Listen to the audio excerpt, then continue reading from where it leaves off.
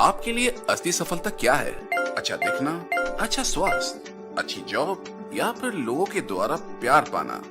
दरअसल इसमें कोई संदेह नहीं है कि ये सारे पॉइंट्स सफलता की तरफ इशारा करते हैं, पर एक ऐसा फैक्टर भी है जिसके बिना ये सब अधूरा है, और वो है वेल्थ। जैसा कि हम सब जानते हैं, wealth leads to success, success leads to a fulfilling life. एक सक्सेस सर्वे के रिजल्ट के मुताबिक वेल्थ क्रिएशन 78% जिम्मेदार है आपकी सफलता को निश्चित करने के लिए, जो कि बाकी फैक्टर्स से सबसे ऊपर आता है।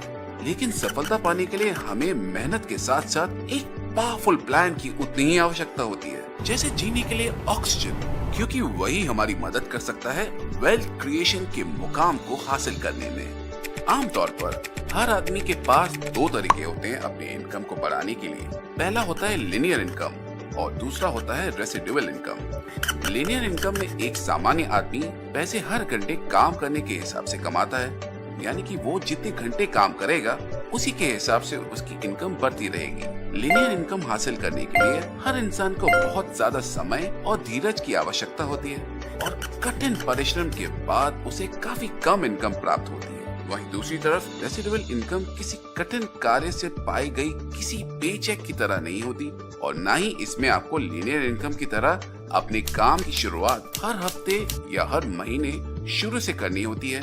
दूसरे शब्दों में कहें तो रेसिडुअल इनकम एक पैसिव सोर्स ऑफ इनकम है, जो कि आपको समय की सीमाओं से मुक्त कर देता है। रेसिडुअल इनकम में आपकी इनकम कंपाउंडिंग रेट से बढ़ती रहती है। आज आप जो काम कर रहे हैं और आपने जो काम कर लिया है, उसका प्रभाव आपकी मौजूदा इनकम पर लगातार बढ़ती रहती है। जो काम आपने पिछले सप्ताह किया था, उसकी इनकम आपको इस सप्ताह भी मिलती रहती है, और इस तरह जो काम आपने 2 सप्ताह पहले किया या 3 सप्ताह पहले, उसकी भी इनकम आपको अभी की इनकम के साथ जुड़कर मिलती रहती है। कहने का मतलब ये है कि आपने एक्टिव वर्क तो काफी पहले खत्म कर लिया होगा, फिर भी उसकी वजह से आपकी इनकम लगातार बढ़ती रहेगी। रेसिडुअल इनकम की शुरुआत फ्रेंचाइज बिजनेस से हुई। उदाहरण के तौर पर आप मैकडॉनल्ड्स को ही ले लीजिए। मिस्टर रे क्रॉक, जिन्हें फादर ऑफ फ्रेंचाइजिंग कॉन्सेप्ट के नाम से जाना जाता है, उन्होंने 1955 में मैकडॉनल्ड्स की स्थापना करके फ्रेंचाइजिंग मॉडल का एक नया तरीका निकाला, और मैकडॉनल्ड्स को अपने सफल फ्रेंचाइजिंग मॉडल के कॉन्सेप्ट से एक सक्सेसफुल मल्टीनेशनल कंपनी बना दिया। आज पूरे विश्व में 36,000 से ज्यादा मैकडॉनल्ड की फ्रेंचाइज है। लेकिन क्या मैकडॉनल्ड की फ्रेंचाइज अपनी खुद की फ्रेंचाइज ओपन कर सकती है? जवाब है नहीं। तो क्या इससे अच्छा कोई और मॉडल है जो वेल्थ क्रिएट करने में हमारी मदद कर सके? जी हाँ, और वो मॉडल है डायरेक्ट सेलिंग का। डायरेक्ट सेलिंग के फ्रेंचाइजिंग मॉडल को लोगों ने अंतर्राष्ट्रीय स्तर पर अपनाया है, लेकिन डायरेक्ट सेलिंग के बारे में अधिक जानकारी पाने से पहले हमें ट्रेडिशनल मार्केटिंग को समझ लेना उचित होगा। ट्रेडिशनल मार्केटिंग, जैसा नाम वैसा काम। ट्रेडिशनल मतलब age old concept. Traditional market में मैन्युफैक्चरर डायरेक्टली कंज्यूमर्स तक नहीं पहुंच पाता। उनके प्रोडक्ट्स को कंज्यूमर्स तक पहुंचने के पहले बीच के सारे पड़ाव से गुजरना पड़ता है, जैसे कि CNF एजेंट, सुपर स्टॉकिस्ट, सब स्टॉकिस्ट, होलसेलर, रिटेल सेलर और कई सारे पड़ाव।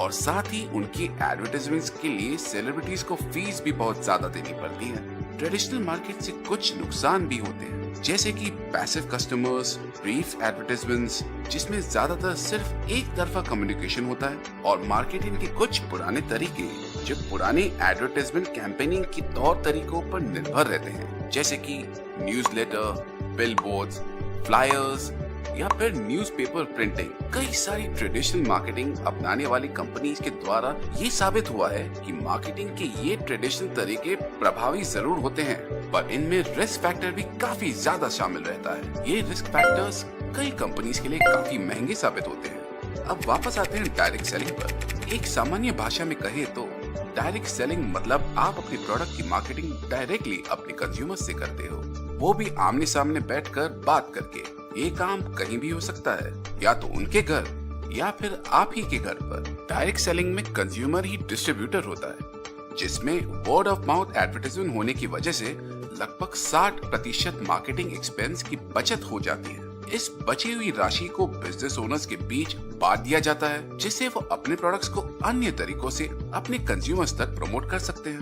डायरेक्ट सेलिंग का फायदा कुछ इस प्रकार है। प्रोडक्ट्स की मार्केटिंग सीधा कंज्यूमर्स तक, फेस टू फेस इंटरेक्शन, घर से काम करने की आजादी, महिलाओं का सशक्तिकरण।